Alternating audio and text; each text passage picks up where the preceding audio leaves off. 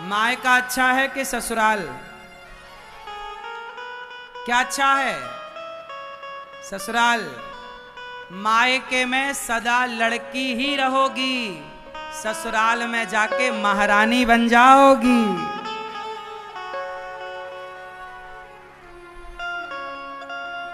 ससुराल में क्या बनोगी?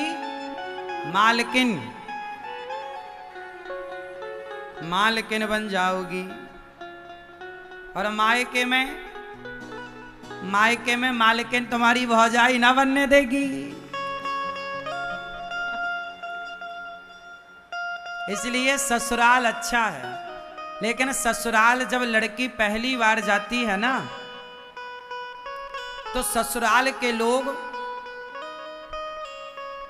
बहुत अच्छा व्यवहार नहीं करते। कुछ लोग, बहू आई, अरे बहू आई ना तो उसे बड़े लाड़ प्यार से रखना चाहिए।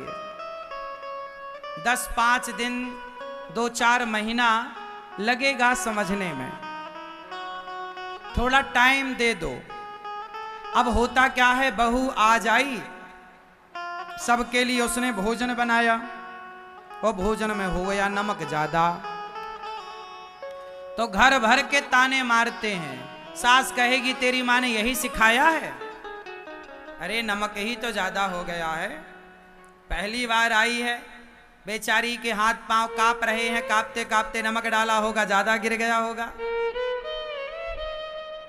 थोड़ा उसे मौका तो दो।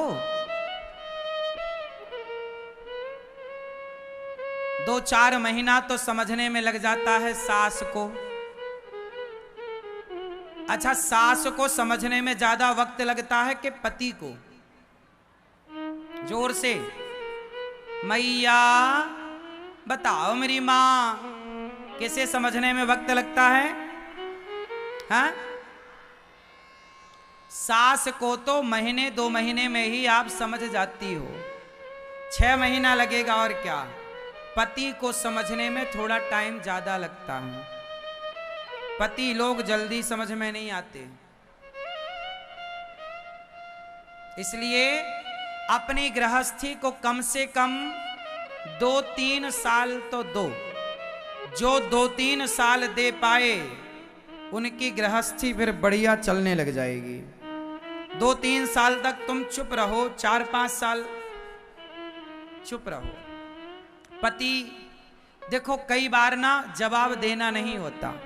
सास हमारी माँ है, ससुर हमारा बाप है, गलती हो रही है तो चुप रह लो, वो कुछ बोल रहे हैं सुन लो। गृहस्थी चलाने के लिए ना एक पक्ष का समझदार होना जरूरी है। या तो सास ससुर समझदार हो, या पति समझदार हो, या पत्नी समझदार हो।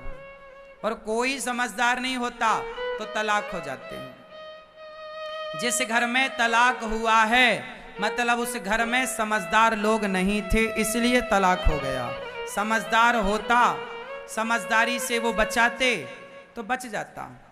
एक बात बताओ, हाथ में फोड़ा हो जाता है, समय के साथ भर जाता है कि नहीं? घाव, यदि शरीर का घाव समय के साथ भर जाता है, गंदा पानी समय के साथ साफ हो जाता है, तो रिश्ते भी समय के साथ सुधर जाएंगे। थोड़ा वक्त लगेगा, रिश्तों को समय देने की जरूरत है और चुप रहने की जरूरत है, दोनों को, पति को भी और पत्नी को भी।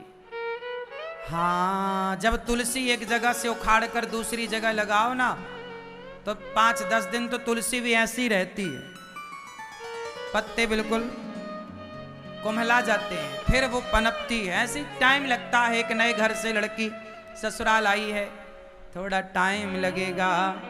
इसलिए बहू को बहू की तरह ना रखो, बेटी की तरह रखो। सास को सास की तरह ना रखो, माँ की तरह रखो। यदि सास और बहू ये माँ बेटी बन जाएं तो घर घर नहीं स्वर्ग हो जाए साहब।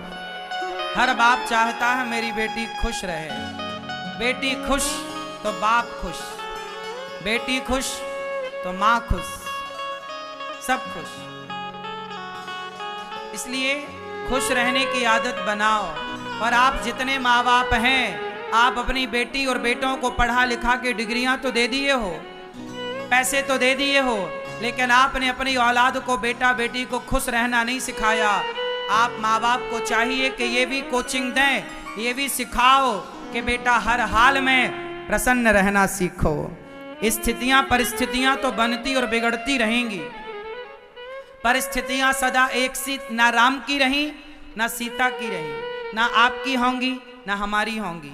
परिस्थितियां तो बनती बिगड़ती, कभी अच्छा तो कभी बुरा, कभी सूखा तो कभी गीला, कभी अमीरी तो कभी गरीबी, कभी कैसा तो कभी, ये सारी जिंदगी चलेगा। पर हर हाल में जो प्रसन्न रहता है वही कामयाब है, वही सफल है। आप अपनी बेटी को, आप अपने बेटे को हर परिस्थिति से लड़ना सिखाओ। अच्छा बताओ, माता पिता भगवान हैं या नहीं? सच्ची बताओ, आपने महसूस जितना किया हो उतना बताना। माँ बाप को भगवान कहना सही है या गलत है? उत्तर दो। सही है? तो आज यदि माँ बाप को भगवान कहना सही है तो स्कूलों में क्यों नहीं बताया जा रहा है कि बेटा मातृदेवो भव, मातृदेवो भव, पितृदेवो भव का पाठ बच्चों को स्कूलों में क्यों नहीं पढ़ाया जा रहा है? क्या स्कूलों में इस पाठ की जरूरत नहीं है? काश ये पाठ बच्चों को स्कूलों में पढ़ाया जाता कि माता भगवान होती है तो कोई बेटा कभी अपनी माँ को वृद्धाश्रम ना भेजता। आजकल बच्चे स्कूलों में माता पिता देवता हैं, पूज्य हैं, ये पढ़ ही नहीं रहे, तो सम्मान करेंगे कैसे? आज माँ बाप का कोई उपकार बच्चे मानते ही नहीं। माँ बाप, बच्चे कहते हैं तुमने हमारे लिए किया ही क्या है। काश एक पाठ ये भी होता बच्चों के लिए कि तुम्हारे माँ बाप ने तुम्हारे लिए क्या क्या किया है। यदि क्या क्या किया है माँ बाप ने, बच्चों को ये पाठ 8वीं क्लास से पढ़ाया जाए, 8वीं से लेकर के 12वीं तक, 8वीं से लेकर 12वीं तक ये बात यदि पढ़ा दी गई स्कूलों में कि माता पिता ने तुम्हारे लिए क्या क्या किया है, माँ बाप का योगदान क्या होता है। श्रवण कुमार की कथा यदि बच्चों को 8वीं से लेकर 12वीं तक पढ़ाई गई तो गारंटी मैं लेता हूं कोई बेटा श्रवण कुमार की कथा पढ़कर कभी अपने माँ बाप को घर से नहीं निकालेगा। इतना कुछ आप पढ़ाते हो, एक पीरियड आधा घंटा की क्लास बच्चों को माँ बाप के नाम पर होनी चाहिए कि नहीं? और केवल माँ बाप के नाम पर नहीं साहब, आजकल रिश्तों के ऊपर भी पढ़ाई होनी चाहिए। किस तरह विवाह के बाद का जीवन जिया जाए, 8वीं से लेकर 12वीं तक में बच्चों को ये पढ़ाओ कि किस तरह आपको विवाह के बाद कठिनाइयां आ सकती हैं और जब ये कठिनाई आएगी तब आपको क्या निर्णय लेना होगा, ये पढ़ाओ। आजकल बड़े पढ़े लिखे बच्चे, बड़ी बड़ी डिग्रियां धारी बच्चे, वह गृहस्थी नहीं चला पा रहे हैं। बड़ी बड़ी फैक्ट्री चलाने वाले लोग, बड़ा बड़ा बिजनेस चलाने वाले लोग अपनी गृहस्थी नहीं चला पा रहे हैं। ये बात सही है कि गलत है? क्यों मेरी मां? तो गृहस्थी चलाने का भी एक सिलेबस होना चाहिए कि नहीं? 8वीं से लेकर 12वीं तक में ये सब पढ़ाओ कि विवाह के बाद क्या क्या कठिनाइयां आ सकती हैं। यदि ये पढ़ा दिया गया तो तलाक रुक जाएगा साहब। क्या रुक जाएगा? बोलो। तलाक रुक जाएगा। लेकिन पढ़ाया नहीं जा रहा है। यदि बच्चों को भगवद गीता पढ़ा दी गई तो गारंटी लेता हूं क्राइम रुक जाएगा, अपराध भारत में रुक जाएंगे, गीता पढ़ा दी गई तो। लेकिन नहीं पढ़ाई जा रही है, बड़ी विडंबना है। भाई भाई के रिश्ते कैसे होने चाहिए, भरत और राम का प्रसंग बच्चों को सिलेबस में होना चाहिए। पति पत्नी के रिश्ते कैसे हों, यह प्रसंग भी सिलेबस में होने चाहिए। माता पिता की भूमिका जीवन में क्या है, यह भी सिलेबस में होना चाहिए। और आप अपने बच्चों को किस तरह संस्कारी बनाएंगे, यह भी पहले से सिलेबस में पढ़ा दो, ताकि पूरी व्यवस्था तंदुरुस्त रहे, आने वाली पीढ़ी भी ना बिगड़े और वर्तमान पीढ़ी भी ना बिगड़े। अच्छा बताओ, आप लोगों की सबसे बड़ी संपत्ति क्या है, पैसा या पुत्र? उत्तर दो। आपकी सबसे बड़ी संपत्ति पैसा है या पुत्र है? जोर से, जोर से। मैया धीरे धीरे बोल, कोई सुन ना ले, मत बोलो। ऐसे ये तुम भीष्म पितामह बन जाती हो, मेरी मां बोलती नहीं हो। बताओ,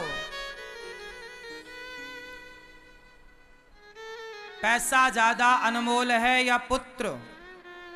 पुत्र। पैसा बचाओगे कि पुत्र को बचाओगे? हाँ, हमारी सबसे बड़ी संपत्ति, गृहस्थों की संपत्ति भगवान तो है, पर पुत्र भी आपकी संपत्ति है।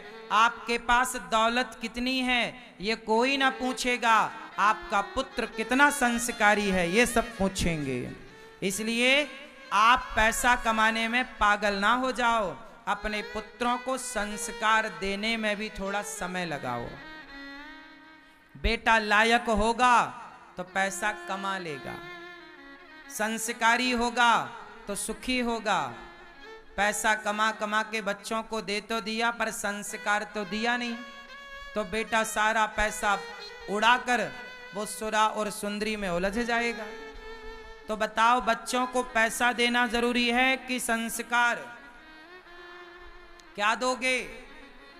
संस्कार। आप में से कितने लोग अपने बच्चों को संस्कार देने में लगे हुए हैं? अपने पोता, अपनी पोती, अपने बेटा, अपनी बेटी, सबको संस्कार दीजिए।